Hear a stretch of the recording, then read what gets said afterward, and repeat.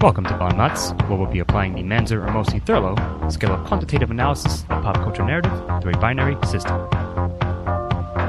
MOTS! This podcast contains spoilers, mature content, and language. Viewer discretion is advised. Hello, I'm Jonathan Ian Manzer, and we're doing Dunkirk by Christoper Nolan. I'm here with Rich Perry. Doing? Scott Thurlow. Cheerio. And Stephen Ramosi. Hey there. So, Dunkirk. The new war film detailing the British and French retreat from Dunkirk in France as the German forces descend upon them. So, Steve, would you like to start off with the funny logline? Yeah, this is Saving 300,000 Privates Ryan. Yes. Indeed. And in a way, this is the British Saving Private Ryan. But I already gave basically what the general gist of it is, but I'm going to do intro, body, conclusion. And this movie's kind of split into three different narratives. One involves young troops on the beach of Dunkirk waiting to be rescued, and in a sense, the chaos they're involved with. You have Sir Bodie McBoatface, a British middle-aged patriot attempting to take his yacht along with like this entire force of British sailors to rescue the stranded soldiers and the trials he goes through. And then the third plot line is just fighter pilots that are trying to defend the soldiers from the German bombers. And that's like it's a historical work.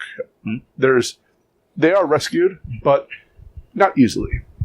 And what's really interesting, I thought, neatly done, is that the battle, the story of the soldiers on the beach takes place over a week. You have the story of the British man taking his yacht out taking place over a day, and you have the fighter pilots taking place over an hour. Except that's interwoven narratively throughout the entire story. So it can be a slightly confusing or jarring of time placement, but I don't think it was ever that bad. It's right up Nolan's alley, though. I was never really confused. I did like it as a device, though, and I'll speak more about it, but that's basically how it's set up. Going to style, this is more style, though, but that's Nolan's like bread and butter there. Sure. But yeah, I mean, like, I thought all three of the narratives worked very well, and it was really, like, I'll give an example here. You saw aerial combat, and it was almost like a beautiful fencing duel, the way it was set up. I think especially the earlier shots of it showed, had swelling music behind it, and, punctuated by gunfire, but it was almost kind of elevated above the destruction you saw on the ground. But then you would see the exact same shot from the point of view of the people on the beach being bombed by the German bombers, and the chaos that was sown with like just having to thousands of people just dropping to the ground, and hopefully the bomb doesn't hit them. So like actually seeing, like, I haven't seen a war film weave these different aspects of war that well in a long time. But yeah, I think I agree with that, and it's. So if we're talking about, like, you know, the intro, body, conclusion here, and it's kind of funny because you have three stories, but you can't take those as the intro, body, conclusion, like in a lot of, like how a lot of other movies might have done it. You kind of have to take them all for their own intros, bodies, and conclusions separately, and I think they all do a really good job of, kind of making the audience invested in the actions that are going on that are being partaken in throughout. A lot of it is just the chaos of war, and it's tough. Like there's like set pieces throughout where it's like, all right, here's you remember the boat scene, you remember the beached boat scene, you remember the aerial battle, the fight where the kid gets knocked down the stairs, whatever. There's a lot of different scenes in there, but I don't take them as like I take each of them kind of separately as their own little thing. Yeah, they're all part of a bigger movie, but I think they all did really well in their little almost vignettes that each set piece was. Yes, I mean, I agree to both of you to a large extent that it was a very smartly done framework to have that. So 1 week, 1 day, 1 hour out, and each found sort of a separate part of the British military and or civilians. But overall, not that I was never confused by what was happening. Like, I like the fact that, like, okay, now I'm seeing this, like you said, the aerial battle from the soldier on the ground perspective, etc. All that. I just thought that towards the end-ish of the film, I was not bored, because I wasn't. I just felt it almost was dragging a little bit, but it got me back quickly enough. This movie maybe feels longer than it is, at least to me. But it's a very I like the narratives, movie. Yes. But I like the narratives therein, and as you said, Steve, you cannot take them like. It's not easy to cut them up because they sort of combine and sort of dovetail with each other. That's kind of which I liked a lot. Yes, I just maybe be taking off a little bit of a point. Just when I felt it was a little slow, just a little drag. I wasn't as engaged as I thought I was going to be, even though I for the whole film, or like probably towards like when it about 60-70% into it. Okay. Like I was like maybe they could have cut a couple of minutes here and there, shaved a couple of minutes off of each story. Like the stuff with the grunts for the week-long story was a little slow in the beginning. See, like I thought that was fine in the beginning, but it's just weird. Like I'm just taking off a little bit of points because I wasn't as fully engaged throughout, even though I was more so than not overall. That's what's. It depends on how much credit I want to give to the intention of Christoper Nolan with this, Right. Because yes, you're right. At times, I'm worn down by this film, and I'm like, I'm like, they just escaped this one situation. They find themselves almost immediately in another situation which they have to escape. Is it a good narrative? I don't know. Is it an accurate reflection I understand of? What you mean. I don't want to be here anymore. Yeah, and I think the best war films I've seen are, and I mentioned, I think Precast, that if I had to actually compare this to anything, it's, I had to Hemingway's Farewell to Arms and the retreat scene there, in which it's a slog of him having to walk over fields, and occasionally war happens again. Sure. And he just wants to get out of there. There's a video game that's great with Valiant Hearts, which deals with that, but also shows the fun of war until it's no longer fun and you're still now trapped in war. I get it. And also, you could say that, bringing up Saving Private Ryan, the opening scene on the beach, this is like an extended version of that, to the point where all the glory is lost. right. And it's just like, I'm drowning now, and I don't know how to get out. And people turning on each other. And I don't know, I thought it was really well done. Maybe not enjoyable to watch, but I think an accurate portrayal of what it would be like to be in that situation. Possibly. I see what you're saying. Like, all I can say is, like, while that may be an effective stylistic device to impart that feeling, if indeed it was the intention of Nolan and the filmmakers, then perhaps. But that doesn't mean it's, like, necessarily, like, you know, enjoyable to watch. But maybe the point is to let you, like, have some glimpse of what it is like in that situation in a war. I understand that. Well, I'm just saying, I'm telling you how I felt while watching it. So right. I think that's definitely part of his intention is to, because it's just nonstop. Like, the music is nonstop throughout. This, like, really just melancholy music that's swelling and, like, ebbing and flowing is nonstop throughout. The just sense of tension that bombs could be dropped at any point is nonstop throughout. Yeah, there are points that it feels like it's too much. Like, I just want this scene to be over. It's dragging me down. But I think that's definitely part of the intention of this film. And I like that it's in there. So I guess kind of the opposite to your, the way that you feel about it, Scott. I'm kind of the opposite way in that I enjoy that it's like that. I kind of want that in a war film. I don't think war films should make you want to be in that place. But, you know, that's just me, obviously. To move off of that segment for a moment, there is one aspect that they did do kind of... The other two have heroics in a way. You have the main pilot shooting down the bomb. Captain Mad Max. Yes. I believe Tom Hardy. Tom Hardy, yes. But he has kind of a weird conclusion to actually having a heroic.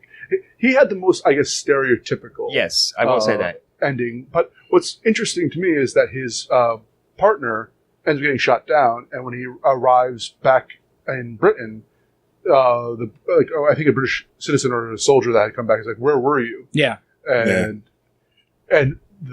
So he returns, but not as a hero, and the hero character ends up getting captured by the Nazis at the end. So there's kind of, I don't know if it's as strong as the grunt section was, but I think that narrative is interesting that they used for it. No, don't get me wrong. I like them all. I like the way it's set up in the framework, as you said. It's going to be probably a soft 2, if you will, at the end of the day. But if we're going to scores, I think I'm still going to come down on it as such. Okay. And I think the most, I guess, saccharine one was the sea captain. And the British coming together to unite. I didn't feel like it was saccharine, but God save the British Empire, yes. It verged upon it. I don't think it ever crossed over into it, but...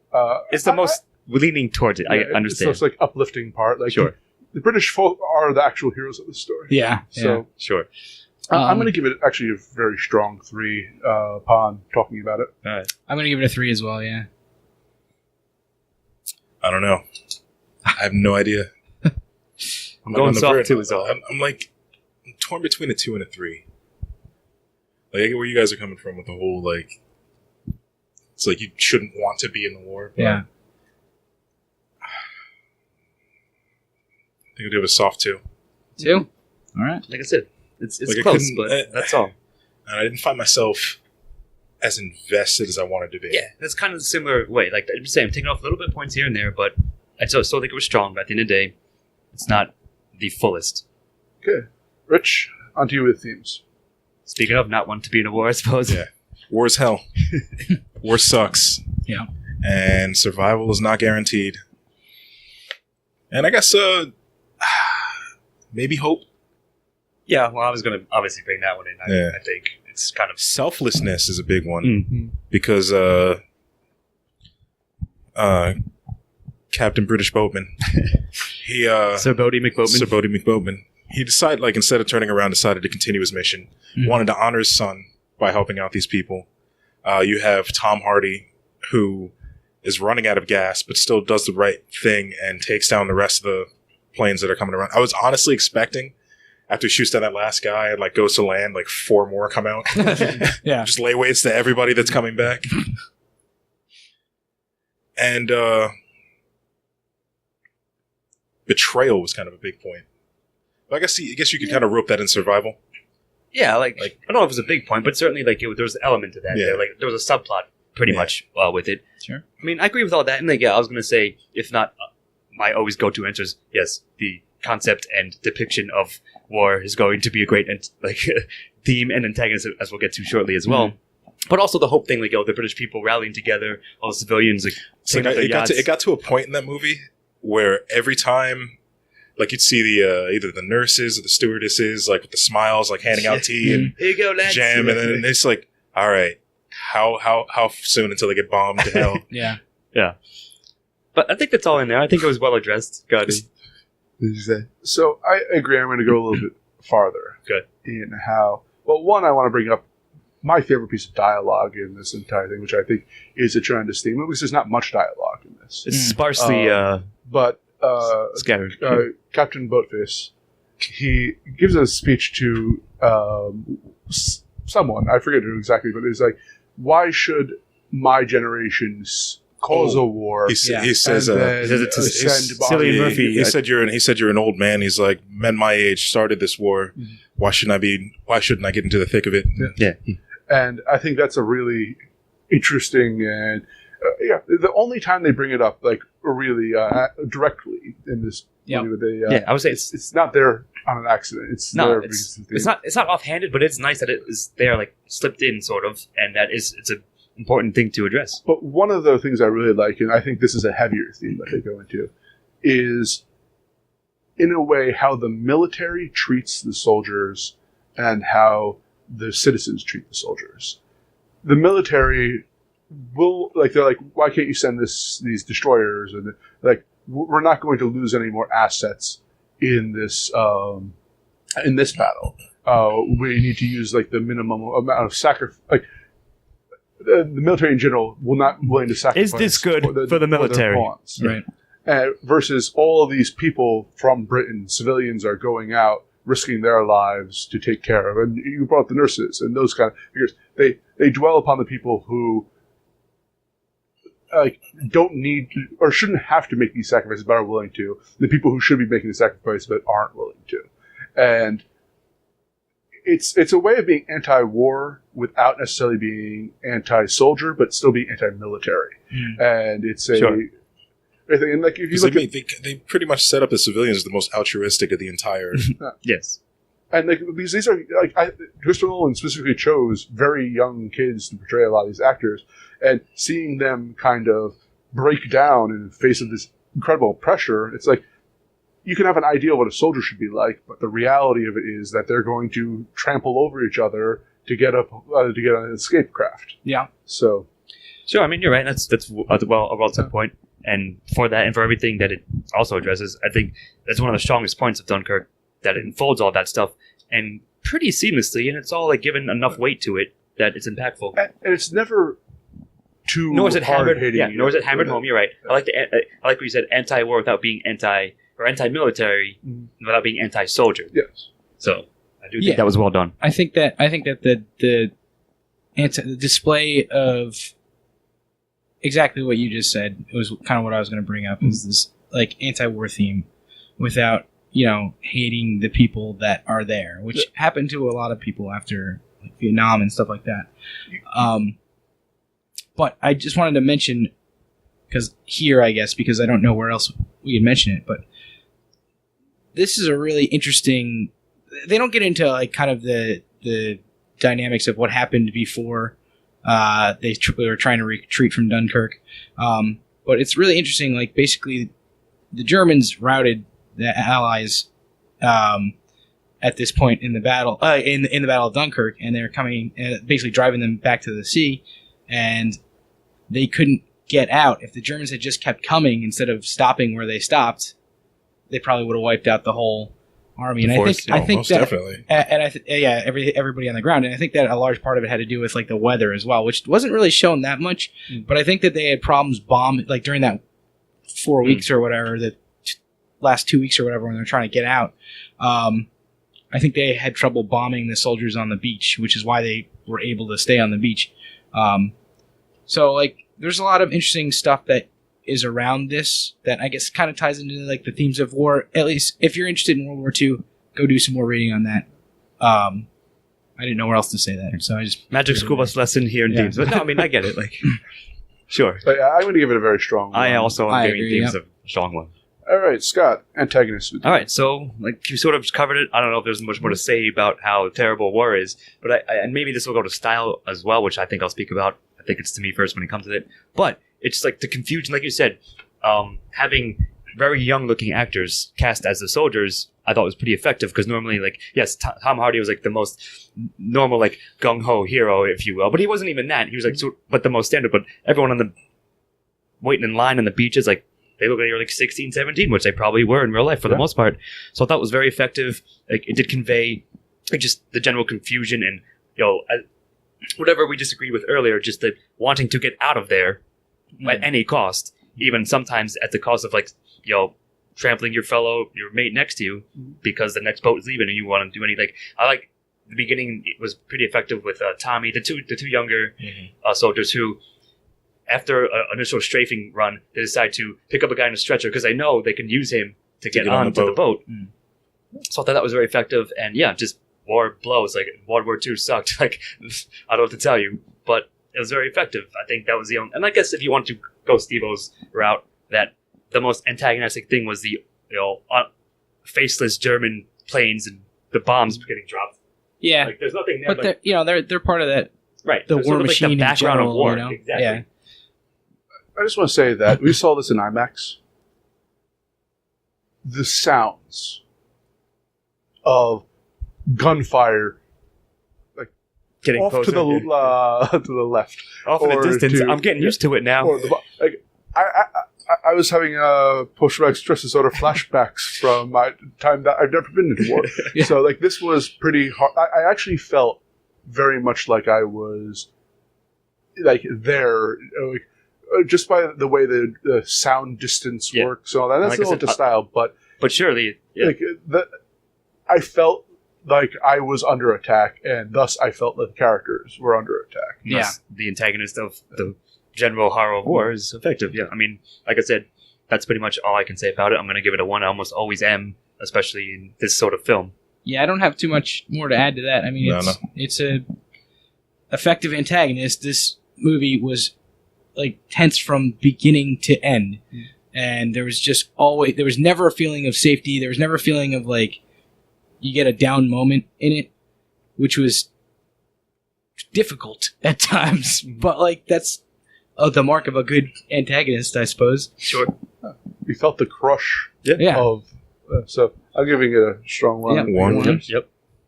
All right, Armosi, protagonist. Now, this is an interesting one. Mm-hmm. For me, it's kind of like who's the protagonist of the 3 main storylines? There's Tommy, which I found out his name after the movie. Farrier, I think, is the Tom Hardy. Tom Hardy's character, Cat Mad Max and and Mr. Sir Dawson. Dawson, yeah. Bodie McBoatface. Sir Boatman. And I think they all did a fine job, but as I was thinking about this, and it's kind of like I don't even know if I cared about any of them as individuals. I cared about what they were doing and like their actions. Also, that's the main problem I had. Like, I got to a point, fairly early, that the only one I actually really cared about was Frenchie. And specifically because he had somehow found a way to survive throughout the entire movie until the end. Yeah. And just random fate caught him. Yep. Sure, maybe that's you're right. I was debating this one as well. Post movie, that they did. You're right. They did a fine job. I enjoyed them all, and I enjoyed the acting. It's just that they're not given much characterization, but that isn't really the point per se. So it's hard to cut that up. I'd like to talk about them individually for a moment. So I want to start with Dawson, the captain. Mm-hmm. I think he's the most well fleshed out character. Yes, I agree with that for sure. Work. You get a lot of his backstory. You get his motivation for why he's doing what he's doing. And I think in a way you have to, for that character, you need him to have the most motivation. Right. He's the most well-rounded character. He's also the representation of the British people. Yes. Yeah. So, the other two, barely talk the entire time. Who's George and Peter? Yeah. No, or the other two? Tommy and Farrier. Yeah. Tommy, I got a sense of his character right from the beginning. And I understood his motivation, which was to get the fuck out of Dunkirk. Yeah. And that was all. Every action he took in the entire movie was toward that goal. to go for that Absolutely. goal. And I'm fine with that. The problem I would say lies in Tom Hardy's character, Planey McPlainface. Cat Mad Max. I'm still going with that. I'm not going to let it go. Go on. Which, in a sense, he's almost as bad as the Germans in a way, that he's just the well-oiled machine of war. He has to go... What I do is I shoot down these planes until they shoot me down, and I can't... and I will sacrifice everything in order to continue, to accomplish my goal in there. And I liked his scenes because there was an elegance to them. There was... I felt kind of a ballet in the skies. But you're right. There is no characterization. And I don't know if the movie would have been better for it or worse for it. And so it's kind of, I have one strong character, one middling character, and one weak character. That's what I'm saying. I would say that this movie scale. is about the 300,000 soldiers that they had to get out of Dunkirk. Those Air Force pilots have no have no connection to the people on the ground. That's why you get to know the people on the ground more. I get you're saying, they're on a whole different plane. They're just your support. Literally. Yeah. In an unintentional Good pun. one. No, I get certainly. I know what you mean, but that's what I'm saying. It's a tough one to cut up because of that very fact, because of the nature of it. Basically, the I would way say the film does it. I would say the reason that they characterized him like that is because of that. because it's not a movie about him. Right, I get it. You know? It's not. And that's what's interesting is that, Yeah. I felt that there's one really strong, and I guess the tie lies into Tommy, was it? Whether I think he's a good character or not. I liked him a lot, but as I said, like I liked all these characters a lot in their own way. But as I said, I didn't really care if any of them. Sorry, Richard, but I didn't really care if any of them died. Someone else would have taken over in their place had that been the case, and the movie would have like if he got shot down instead of the other guy, like the other guy would have done the heroic deed at the end, you know. But honestly, Tommy just represents one of the faceless 300,000. Like, you literally could have picked any of those people that got off that island and made the movie about them for the week-long story. Exactly. Only because he needed to take a dump. Do we know who it is? I mean, that's actually, funny. no. What's really, but you bring up a great point because the opening scene really, he's on a patrol with his fellow soldiers, and he happens to be the only one to survive, and not. He survives because a random the gunner shot the guy next to him versus him. If it had been the opposite, we would have followed the other guy's story. Sure. Oh, that's so he's like he's a faceless representative. Like, I trust me. I thought about that because I was flipping back and forth. Because on the surface he's fat, but because he has basically is the face of the other 300,000 men on the people on the beach, so he has to sort of carry that. I think that might push it over for me. Captain Dawson definitely, as you said, was my. I was gonna also put maybe some of these into secondary, but I think we can agree that those three at least are the face of each of their little section. Yeah. So I think that might have pushed me over, Steve-O. I was going to give it a soft 0, but I think I might give it a solid 1. I'm still giving it a 0. I might give Dawson's it a 0. not enough to bring me over to a 1. See, that's the thing.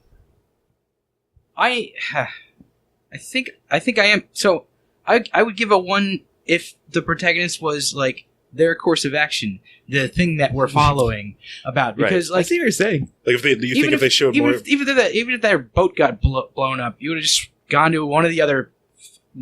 However many boats that were being sent there. Yeah, exactly. Just the next Bodie McBoatface. Same guy with a beard. It's not that I thought they were weak, but I don't like their characters. Not the point. Kind of what you're saying, exactly. Their characters are just the face of every other. Like, they're part of the war. They're the representation of their segment. You can switch to any others, but they're the ones who got chosen, and I think all of them did a fair job of portraying that larger group. They did. Yeah. I agree with that. A solid 1 at the end of the day. But I mean, it was close, but as we talked it out, I think I'm going to give it a 1 as well. Are you giving it a 0 still? I think Rich is also zeroing it, which might change my score for secondary, to be sure, but at this point. I'm going to stick with 0. All right. That's fair. Okay, it's on to me with secondary characters. Now, this is what's pretty... All right, so I would say the most... So, each of the main 3 protagonists have a secondary character that's attached to them. A sidekick or a family. Frenchie, as you call him, Rich, goes with Tommy, the grunt. You have the pilot... Collins. What's that? Collins. Yeah. He's got a secondary. And you have the 2 sons of Bodie McBoatface. Oh, no. One was his son, the other one was his friend. Okay. Yeah. And they're okay, but I would say that none of them stood out to the point when they're anything more than just a potential other character for the protagonist, like who could take over the mantle of the protagonist. That they never stand out on their own as a secondary one. I would say the most prominent character is Cillian Murphy. That's what I was just going to say. And I like Cillian Murphy. I didn't particularly like his portrayal in this. He was given a tough job because he had to create a complex character with not much screen time. But I don't know if, like, I don't know. Unless I want to consider like the whole war scene and all the people involved with that as secondary characters and like all the little details that went into there. But I don't know. No. What about all the other guys on the boat? They're all just like background noise. That's not true. The one guy who tries to throw him off the boat, and they have that extended like dialogue scene basically where they have all that. Harry Styles? Yeah. So I mean, there's other stuff. I actually liked Cillian Murphy's portrayal. I thought he did a good job. Yeah.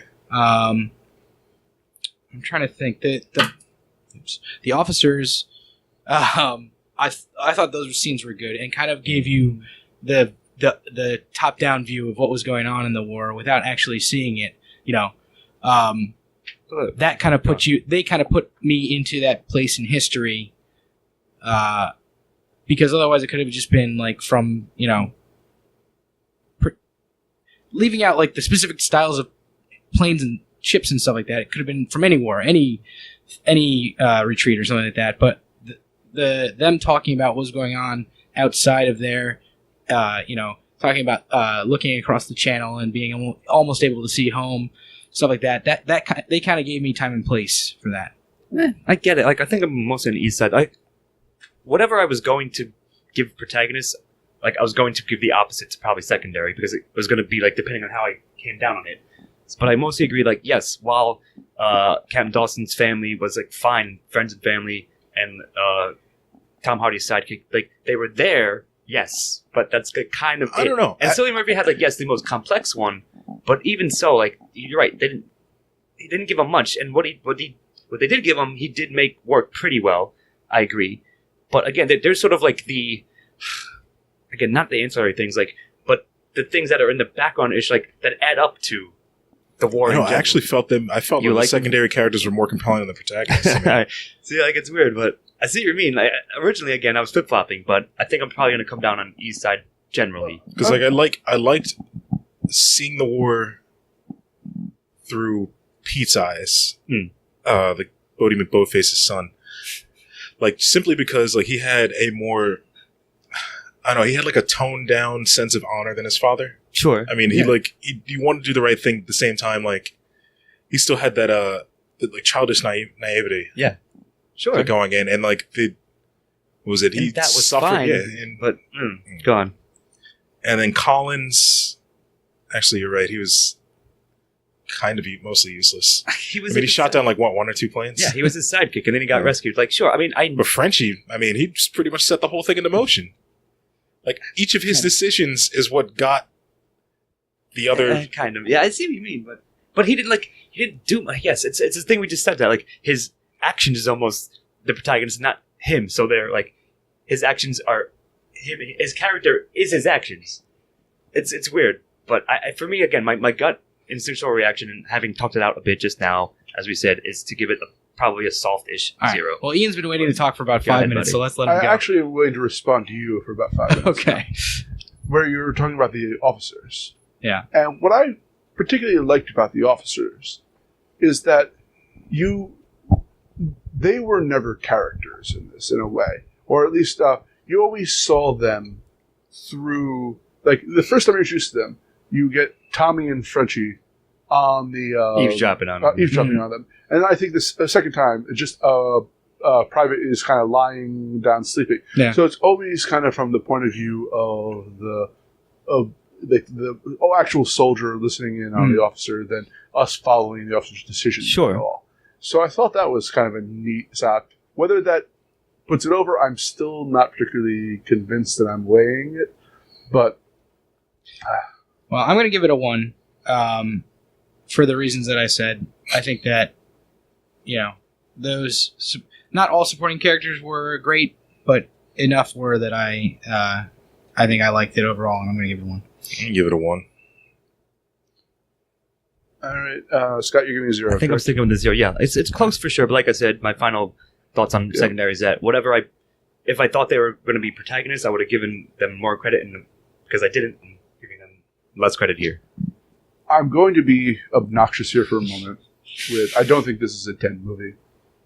So this is where I'm going to knock off, where I think the chink in the armor is. Yeah, at least one of them. That I could really define. And I kind of agree with that. So I'm going to give it a 0 here. Sure. Where it might not be the fairest of all decisions, but Rich, dialogue. Was there any? No. There's plenty. It was serviceable, but the thing about the movie is it didn't need a lot of dialogue. I mean, it's to its credit. Yeah, and because like if there was any dialogue, it'd be a little clunky. And honestly, like all the complaints that we had, sports throughout about characterization being kind of thrown to the wayside in certain forms. Like if they had like a short quiet scene where everybody's like going around the campfire, like, what are you waiting to get back to? Yeah. I would have hated that too. Hated that. That would have been bullshit. Agreed. Yeah. So I like the dialogue where it was done was perfect. Like especially like anybody who was rescued had like curt responses or like Collins's "Good afternoon." Yeah. I thought was hilarious. Yeah. And I guess most of the dialogue is pretty much saved for the officers and Churchill at the end. Mhm. No, Yeah. I think that the dialogue was good where there was dialogue. I am almost tempted to include the music and the sound effects of this movie as part of the dialogue. I think that there's a lot said with those more so than in most movies, especially the fact I think the that score I'm not definitely sure. had a lot. I'm not sure there was a moment from the beginning of this film until the end of it where there wasn't music playing. I'm pretty sure there wasn't either. Yes. Yeah. There's I remember hearing music throughout, it's regardless. it's of what was happening. Yes. it's different. I don't remember the last movie I saw that I can say that about. I don't know if there is one. I mean, I'm sure there is, but like, it's Sure. those parts of this movie say as much as the dialogue does, and probably more, I would say. And I mean, it's tough to describe how that is if you haven't seen it. So if you haven't seen it, go watch Dunkirk. You see what I mean? Actions speak louder than words, and sometimes silence speaks louder than words. And I think that this is a lot of show, not tell, and is done very, very well. Mhm. The opening scene when he's walking the beach, I don't think there's not a single, or at least the character doesn't have a single word that he says during that entire thing. When you're just like, it's almost like they give you a sense of being in limbo. Yeah. Sort of a surreality of war, kind of. Yes. Especially having all of the characters just like standing still, completely still, staring off into the sky. Yeah. Now, I'll say this about the He dialogue. does say one thing in the beginning of the movie. Says, "I'm English." Oh yeah. When he When he peeks runs his behind head the- out. the French Yeah. Yeah, but defense. I said once he gets to the beach, Oh, Yeah. right. there's this Yeah. long protracted shot of with no It's minutes of dialogue, him and just it wandering works. without any words. Yeah. Sure. I'll say this about the dialogue. It was sparse, yes, but satisfying, I think. The characters said things that I believe they would be saying in the situation. And yeah, I think I agree that the movie would have been a bit weaker had they tried to force more of it in there. And I like your point about the possibly the sound design counting as its own dialogue. I'm not sure I'm going to do that, but they're both excellent, and sound or style is coming up in a second, anyways. Yeah, I mean, But I I'm do gonna like that. I speak do to like that in angle, style as Steve-O. well, It's but- interesting. But dialogue itself, I'm going to give a solid 1-2 because I think it was used just enough, not overused. And again, I believed every character's situation. And Captain Dawson's speech, I thought, like you said, that one line, and what he said about the civilians being called to their duty as well, I thought was quite good. So that's all I really can completely say. agree. I'm going to give it a 1. One's all around. Yep, 1's all around. Okay, and Scott, on to style with you. All right, so this is probably one of the strongest aspects, especially since, as Ian mentioned, we happen to see it in IMAX, which is the recommended format, and as Steve also just brought up, we'll speak about further, that the sound design is fucking fantastic. It is so good, It's phenomenal. and it adds so much to it. I think it does. If you saw this movie without it, you'd still enjoy it, but the effect of it is so effective, if Right. you will, that instead of like characters talking, there's just like gunfire coming from the background. Like you can hear like the rev of the engines as the planes approach, and you're getting louder and louder. You're like, "Fuck, your bombs are coming soon." Like, what I loved is, you know who did the soundtrack? Hans Zimmer. Hans Zimmer, Oh. yeah. Figured. His drums when they come in for like any of the heated battle scenes, like they kind of follow the level of increasing volume as the oncoming danger. Mm-hmm. Where like once shit gets real and like Yeah. either the gunfire or the planes are like within bombing distance, just like the drums hit and your blood starts Yeah. pumping. It's pretty incredible. I would love to see this movie without music. I think it'd be really eerie Yeah. and very quiet and like just really creepy. If you could leave the sound effects in there, obviously, like bombs and stuff dropping, But you're but saying like the background score. and without stuff, having the score in there, I think it'd be a really creepy experience. And the thing is, actually, if you noticed it, I thought you might. So if you did, you were saying how the aerial battles are almost like very choreographed dances, almost, and the music that was more swelling, more kind of like your traditional, like, or most rousing, more like and when you're on the ground, of course, it's like very morose and depressing because they're not. There's no victory there. Good. Yeah. Tick. Yeah. Oh, the ticking. I almost forgot about that. Good call. Which I thought would drive me crazy. No, but it was perfect tension. But I don't know if it's throughout the entire thing. It's it might not. be. Not that I remember, but like, and occasionally, I just all of a sudden recognize hearing it again. Yeah. And it's very, very effective for this. Like, it was a really well done device. Countdown tension. I don't know. I agree. It was really well used. I mostly noticed it in the. Was it only in the aerial? I only noticed it scenes? in the I only noticed in that well. when it was like when he had the timer going, basically on his gas running out. But yeah, and we haven't even mentioned the visuals of this movie yet. It's incredible visually. The shots were fantastic as well. So many great long shots of the beach and like just these hot like top down shots of all these soldiers on the beach just waiting to be saved and you know, for most of the movie, even though I knew what happened, it was like it felt like they were just waiting to die, you know. Mm-hmm. Sure, and I think God. I mean, you go ahead. I don't want to say everything. No, I mean, just because you happen to start off with the soundtrack previously, but yeah, I think had a very good juxtaposition of shots between the opening sweeping, like look at all the people on the beach and they're just like haggard and morose and like want to get the fuck out of there, and then when like they're getting bombed and they're in the boats, like it becomes very claustrophobic. Like, you know, they're all trapped together in their little trawler, or like before that, the PT boat or the destroyer gets bombed as well, and they're all like trapped in that one little room. And Frenchie lets him out, I believe, or opens the door for him. Mm-hmm. So it switches very nicely between those kind of feels. He did very effective work with water in this. Yes, especially with shooting water, because he really this has been something that I think since the dawn of film has been like a toy filmmakers have used for these kind of tension building moments. But I think at one aspect when the ship is starting to sink, he's actually filming it from what would be the normal angle, and you're seing the water rise from the left side of the screen, and it feels like a wall coming in to crush someone. I don't know. Like I said, I was very impressed by how impressive. He kept doing new things with this. I mean, war films are a very old genre, so it's like it felt fresh. So. Yeah, indeed. Yeah, everything about the style I think was one of the, if not the one of the major highlights on all fronts. Mm-hmm. So completely agree. Anybody else got anything to add to it? Sorry, I took up a lot of it. Nah, I mean, I'm going to give it a 1. I do have to praise the style a lot.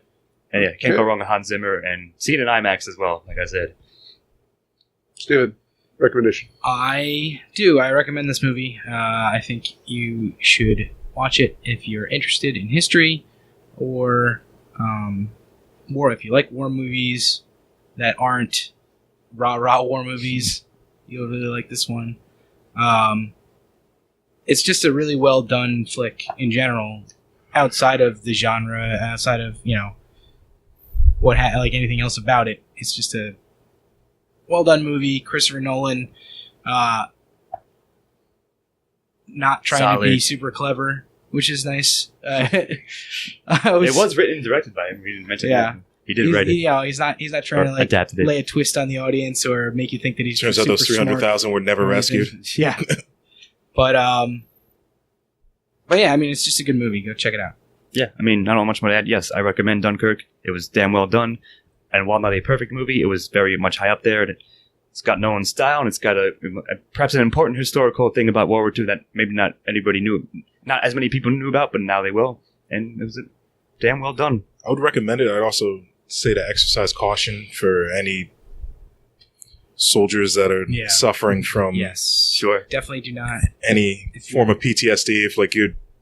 If you get taken out of if loud noises or anything like gunfire or explosions can trigger you, then don't just be aware. It's going to be intensely using those aspects. I saw a lot of people in the theater jumping every time an attack happened because the speaker was just right there. Yeah. I mean, I recommend definitely seeing this in IMAX if you have the possibility to.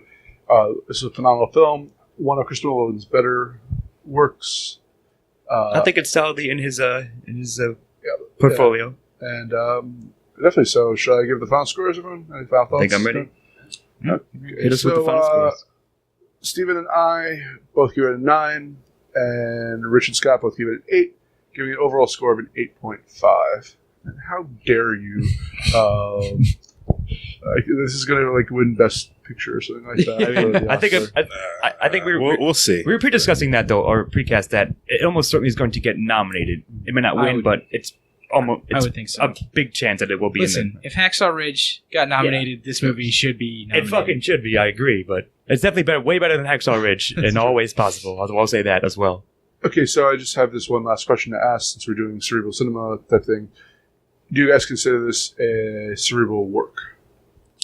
No, not quite. Not in the range of our categorization for cerebral. It is a very good film. It is a very good war film in general, but I don't think it's quite qualifies for cerebral.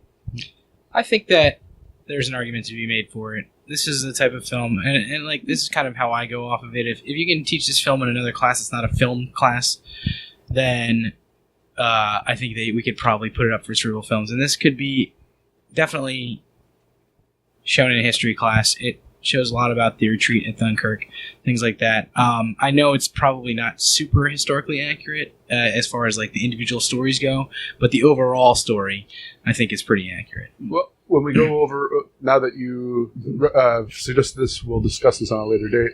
But now Dunkirk is on the list to discuss. For possible consideration. I'm Jonathan Eamancer, here with Rich Berry. Good evening.